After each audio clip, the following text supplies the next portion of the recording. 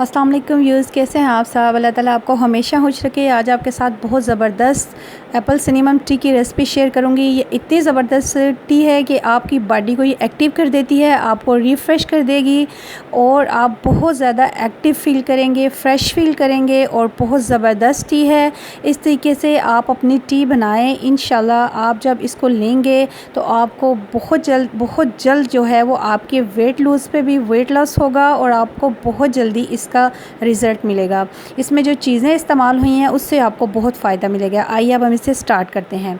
सबसे पहले इसमें जो चीज़ें चाहिए वो है जी सिनेमन स्टिक चाहिए आपको। एक लाइम है, इसको स्लाइस में कट कर लें और एप्पल की जो पील है वो आपने 2 टेबलस्पून लेनी है और साथ में पुदीना है और 3 से 4 जो है वो लौंग हैं और 2 से 3 इलायची।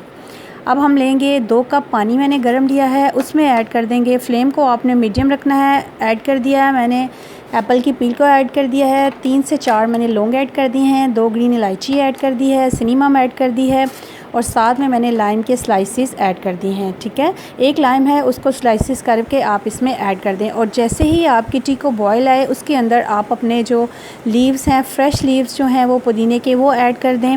उसके ऐड करने के बाद आपने फ्लेम को ऑफ़ कर देना है और इसको आपने 3 से 4 मिनट जो है वो ऐसे ही छोड़ देना है। उसके बाद इसको आप अपने सर्विंग कप में डालेंगे और ये देखें जी ज़बरदस्त सी हमारी टी रेडी है।